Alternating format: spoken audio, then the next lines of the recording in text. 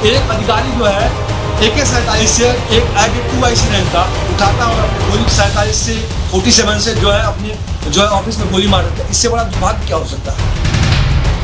Paramilitary force का जवान, अधिकारी, अधीनस्थ अधिकारी देश के लिए मरने में 1 मिनट का देर नहीं लगाता है। दंतेवाड़ा, पुलवामा, सुकमा, ये उनका उदाहरण है। ये तमाम सत्ता पार्टी दल जितने भी हैं भारत में, ये लोग कभी सेंट्रल आर्म पुलिस फोर्स के जिक्र नहीं करते हैं।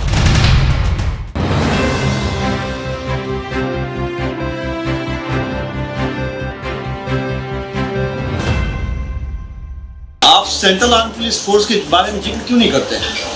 ये तमाम सत्ता पार्टी दल जितने भी हैं भारत में, ये लोग कभी सेंट्रल आर्म पुलिस फोर्स के जिक्र नहीं करते हैं, क्योंकि भारत में चुनावी मुद्दे इतने हैं और चुनावी जुमलेबाजी इतने हैं कि समाज को दिग्भ्रमित करना बहुत जरूरी है। और समाज को दिग्भ्रमित अगर नहीं करेंगे तो फिर वोट कैसे पाएंगे? अच्छा, आप लोग कहते हैं कि क्या चल रहा है, क्या चल रहा है, तो मैं बताता हूँ। चुनाव आयोग व्यस्त है किस राज्य में कब चुनाव कराना है, किस राज्य में कितने जवान चाहिए, कितनी कंपनियां सेंट्रल आर्म पुलिस फोर्स को चाहिए, किसके गृह मंत्रालय से कब तलब करनी है, इस पे मंथन होगा।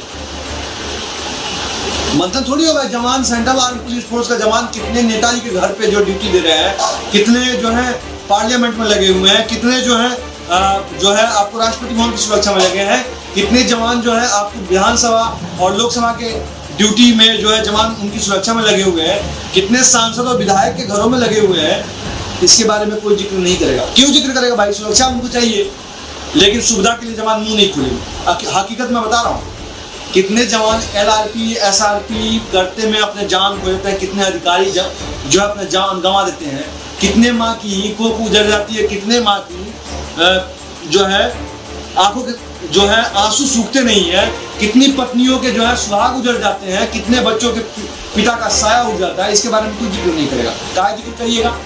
जिस समय मोदी जी मुख्यमंत्री थे गुजरात में, उस समय जो है बसें फ्री थी पैरामिलिट्री फोर्स के लिए। और इससे ये भी अनभिज्ञ हो गए। तो मैं बताता हूँ, नरेंद्र मोदी जी की कहानी में बताता हूँ। जब तक मुख्यमंत्री थे तब तक वो पैरामिलिट्री फोर्स के लोगों से दीपावली और होली मनाने बॉर्डर पे जाते थे, लेकिन अब कहाँ जाएंगे? उनको टाइम कहाँ है भाई?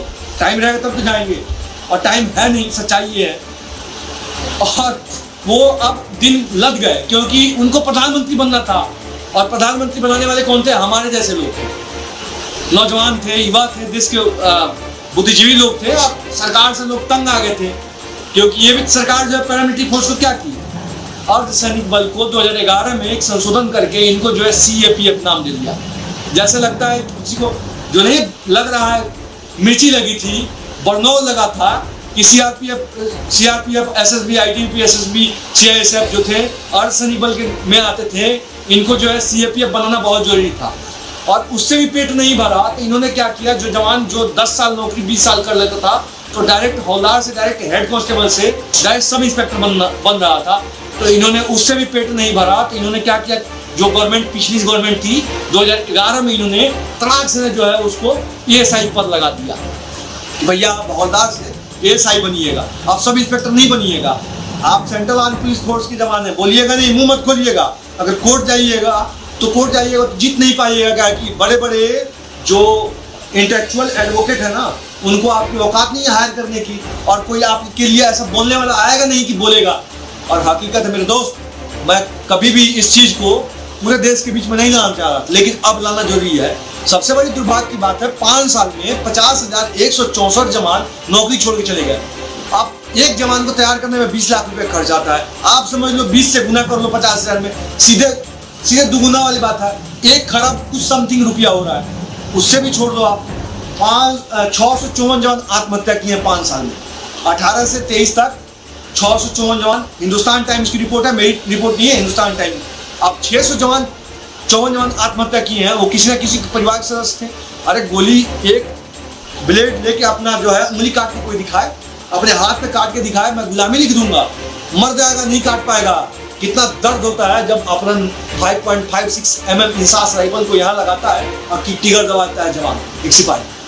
एक जो है जवान जो है पिस्टल लेता है और गोली मार लेता है, यहाँ से भेजा इस पार से उस पार गोली निकल जाती है। एक अधिकारी जो है AK-47 से एक एज ए 2IC रैंक का उठाता है और अपने गोली 47 से 47 से जो है अपने जो है ऑफिस में गोली मार देता है। इससे बड़ा दुर्भाग्य क्या हो सकता है? और फिर भी आंख नहीं खुल रहा और कह रहे हैं कि जवान की डिप्रेशन में जा रहे हैं, जवान डिप्रेशन में जा रहे हैं। अरे भैया, तुम पेंशन नहीं देते हो, तुम उनको अर्धसैनिक बल नहीं मान रहे हो, तुम उनको जो है सेना के तौर पे उनकी तमाम सुविधाओं नहीं लागू कर रहे हो, झूठ बोलते हो। 100 दिन की छुट्टी कितने जवानों को मिली है भाई बताओ? हम स्पष्टता के बाद CL आपने 28 दिन नहीं किया, 15 दिन से। आपने तो यहाँ तक कि सेंट्रल आर्म पुलिस फोर्स को जो बेल्ट अलाउंस मिलना था वहां तक नहीं दिया गया और इसके बारे में कोई पूछे नहीं। कहा कि आप अमित शाह जी के बच्चे नहीं है कि डायरेक्ट आप डायरेक्टर लग जाइएगा, BCCI का अध्यक्ष बन जाइएगा। आप तो डायरेक्टर नहीं बन जाएगा ONGC का।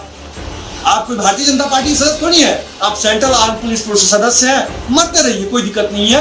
कभी आप जो है अमरनाथ यात्रा में बस गिर जाएगी, जिसमें 50-60 जवान मर जाएंगे। कभी कहीं खाई में गिर जाइएगा तो वहां मर जाएंगे, उससे भी नहीं होगा। तो पुलवामा में देख लीजिए, 40 जवान टुकड़े टुकड़े में आए थे, टुकड़े टुकड़े में, उसमें कोई नेता का बेटा नहीं मरा था। जो मरा था उनको जो है कोई शहीद नहीं बोला, आज तक शहीद प्रमाण पत्र नहीं दिया गया है, क्योंकि वो जो है आर्मड फोर्स के हिस्सा नहीं है। अब उससे भी पेट नहीं भरा तो सेंट्रल आर्म पुलिस फोर्स को पैरा संख्या 726 में जानते हैं क्या बोला गया है? ग्रामीण बल बोला गया है। और मैं क्यों इस पर जोर दे रहा हूं? क्योंकि जिस दिन सशस्त्र बल घोषित हो जाएगा, वो 1981 में Akhilesh Prasad Singh versus union of India में जजमेंट आया था, इनका पेट फूल गया था। उस समय कांग्रेस की गवर्नमेंट थी और मैं मोदी जी पर बड़ा विश्वास, आज मैं अगर बोलना सीखा हूं तो मैं स्पष्टता के साथ कहता हूं, पूरे भारतवर्ष में ठोक के बोल सकता हूं, आदरणीय प्रधानमंत्री नरेंद्र मोदी से सीखा हूं बोलना। लेकिन सत्य को बोलने में आंच कहां? और ये अगर मैं सच नहीं बोलना, फांसी चढ़ा दो आप यहाँ पे, इंडिया गेट पे फांसी लगाओ और चढ़ा दो। लोकेश कुमार सिंह चढ़ने के लिए तैयार है। मेरे जवान, साफ स्पष्टता के साथ बोलता हूं, पूरे भारतवर्ष की सुरक्षा करते हैं। मेरे जवान बॉर्डर चौकसी करते हैं, जम्मू कश्मीर में लोहा लेते हैं। मेरे सेंट्रल आर्म पुलिस फोर्स के लोग 35A और 370 धारा 370A हटाने में पूरी अपनी जान की कुर्बानी लगा दी। और उनके बारे में बात न करें, उनके बारे में मैं बात नहीं करूँ तो कौन करेगा? आज जो अधिकारी बात करते हैं उनको रिटायरमेंट दे दिया था। क्या AP महेश्वरी साहब ने खोला था जवानों के लिए 15 दिन CL को जो है 28 दिन करने के लिए? क्या हुआ उनके साथ? मैं तो स्पष्ट बोलता हूँ। मैं फिर भी कहता हूँ जनता जनार्दन से, आप अपने बच्चों को बलि का बकरा ना बनाएं और सेंट्रल आर्म पुलिस फोर्स का हिस्सा बना दिए हैं तो अपने बहुमत का सदुपयोग करें। जो जवानों के पक्ष में पेंशन की जो है जजमेंट आने के बाद सुप्रीम कोर्ट क्यों गई? मैं बार बार पूछूंगा, क्या जवानों की निष्ठा पर सवाल है? क्या अधिकारियों की कार्य क्षमता पर सवाल उठा रहे हैं आप, या हमारे अधीनस्थ अधिकारियों के कार्य क्षमता पर सवाल उठा रहे हैं? इसलिए अगर आप नहीं उठा रहे हैं, तत्काल प्रभाव से सेंट्रल आर्म पुलिस फोर्स को पे एंड अलाउंस देने का कार्य किया जाए और ये नजरअंदाज न किया जाए। देश के जवानों को भविष्य के बर्बाद करने की जरूरत नहीं है। वो भी किसी के बेटे हैं, किसी के पति हैं, किसी के पिता हैं, और उनका ख्याल रखना धर्म बनता है और सरकार की धर्म बनती है। सरकार मदहोश में जो है अपने सत्ता के गुमान में जो है जवानों के बारे में सोचती नहीं है, और आपने जो है इस प्रकार से जो है दिग्भ्रमित करने का समाज को काम किया है। ये काम ना करें, मैं हाथ जोड़ के विनती करता हूँ। और मैं स्पष्टता के साथ ये सवाल मैं आदरणीय प्रधानमंत्री जी से करता हूँ, क्या आपके कार्य जो सेंट्रल आर्म पुलिस फोर्स के जवान हैं, अधिकारी हैं, अधीनस्थ अधिकारी हैं, अगर आपके आत्मा पे हाथ रखिएगा कि अगर उनके मन में आपके प्रति निष्ठा ना हो, आप उनके मन में सरकार के प्रति निष्ठा ना हो, उनके मन में अगर देश सुरक्षा की भावना ना हो तो मत दीजिए। अगर आप अपने हाथ माथे पर रखिए, कसम खा के कह दीजिए कि पैरामिलिट्री फोर्स का जवान, अधिकारी, अधीनस्थ अधिकारी देश के लिए मरने में 1 मिनट का देर नहीं लगाता है। दंतेवाड़ा, पुलवामा, सुकमा, ये उनका उदाहरण है।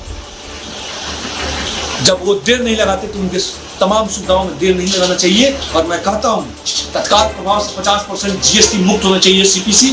तत्काल प्रभाव से अर्धसैनिक बल के जवानों को शहीद बोला जाए और जुर्मेबाजी वाला बयान जारी ना किया जाए, ऑन टोटल कागज में किया जाए। बाकी मैं लेटर ऑफ प्रधानमंत्री नरेंद्र मोदी को लिखने जा रहा हूँ, व्यक्तिगत रूप से लिखने जा रहा हूँ, क्योंकि मैंने एक बात कसम खाई है, धर्म के राह में मुझे किसी भी प्रकार से, किसी भी जगह से मुझे कोई आपत्ति नहीं है कि सत्य बोलना गलत इस देश में है, क्योंकि सत्य के राह कठिन हो सकते हैं, संघर्षशील हो सकता है, लेकिन वो झुक नहीं सकता।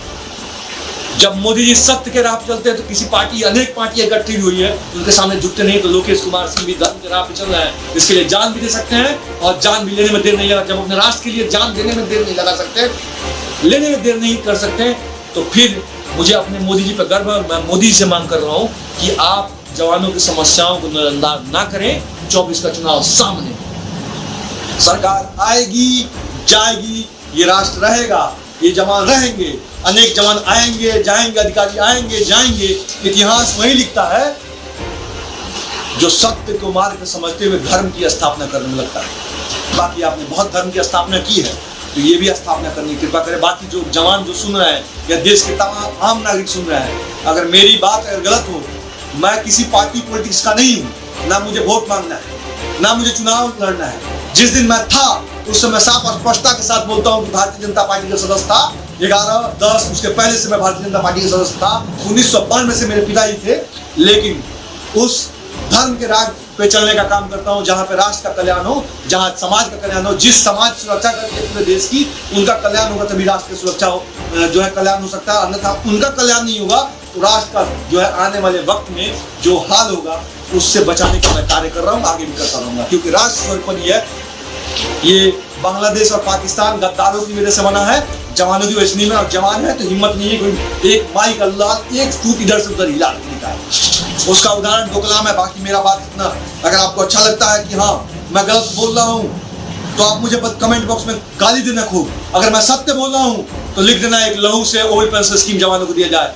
अपने लहू एक पेन के कलम से लिख देना, इनकलाब के जोर पे जो है जवानों की तमाम निष्ठाओं को देखते हुए तमाम सुविधाओं, ओल्ड पेंशन स्कीम, 75% जवानों को पेंशन रिटायरमेंट के बाद एक्स सर्विसमैन का दर्जा, जवान जाते ही रोजगार पाएं, और तमाम चीजें जो जवानों की है, जैसे सीपीसी में 50% जीएसटी मुक्त, उनको सीपीसी में जो है तमाम सुविधा और तमाम चीज वो दी जाए। और जवान जो रिटायरमेंट जा रहे हैं उनको आयुष्मान कार्ड तत्काल प्रभाव से उपलब्ध कराने का काम किया जाए। अगर मैं गलत बोलता हूँ तो मुझे बताया जाए। मैं साफ कहता हूँ कि सत्य को बोलना कहीं आँच नहीं है और मैं बोलूंगा। मैंने जिंदगी में वो सफरिंग की है जो 10 साल हमने बर्बाद किया है, ना कोई लौटा सकता है और ना ही मुझे दे सकता है। लेकिन मेरा जो 10 साल बर्बाद हुआ है वो देश के तमाम युवाओं का, उम्र दराजों का, जो राष्ट्र हित के लिए समर्पित हुआ है, उनका सम्मान करते हुए उनको तमाम सुविधा देने का काम किया। बाकी लोग, मैं कहता हूँ जो मर्द होंगे वो मेरे वीडियो को देख के शेयर कर देना, जो कायर और हिजड़े होंगे शेयर मत करना, क्योंकि मैं गद्दारों का कभी पक्षधर नहीं हूँ। राष्ट्र हित के लिए मरने वाला हूँ। मैंने ही कन्हैया कुमार का विरोध किया था ठोक के, वो भी बिहारी मैं भी बिहारी, और ठोक के विरोध किया था जब उसने बोला था पैरामिलिट्री फोर्स आर्मी जो है रेप करती जम्मू कश्मीर में। तो मैंने ये कहा था कि तुम्हारे बहन के साथ कोई रेप किया है सेंट्रल आर्मी पुलिस फोर्स का जवान या पैरा आर्मी एयरफोर्स का जवान, जब तेरे साथ नहीं हुआ तो दूसरे के बारे में उंगली कैसे उठा सकता है? और रेप करती है फौज तो गोली से करती है दोस्त, वो गलत काम नहीं करती। कन्हैया कुमार की अस्ते से फेर दिया था और जाके बेगूसराय में हराने का काम किया। मैं उस मिट्टी का बना हूँ जो गिरिराज सिंह को जिताने के लिए अपनी पूरी टीम को उतार दिया था सोशल साइट पे। जो हमारे 10,000 युवा, उस समय 99,000 80,000 फॉलोअर्स थे और 10,000 युवा जो है एक्टिवेट थे कि वो सोशल साइट पे जो इन्होंने प्रचार प्रसार। मैं सत्य बोलता हूँ, लेकिन अब किसी से इस बात का कहने की जरूरत नहीं है कि जवानों की निष्ठाओं पे सवाल उठाते हुए आप जो है पेंशन के लिए कोर्ट में जाइए, सुप्रीम कोर्ट तत्काल प्रभाव से दे किया जाए। बाकी मेरी बात अच्छा लगे तो जरूर ज्यादा से ज्यादा शेयर कर देना। जय हिंद, वंदे मातरम, इंकलाब जिंदाबाद, भारत माता की जय।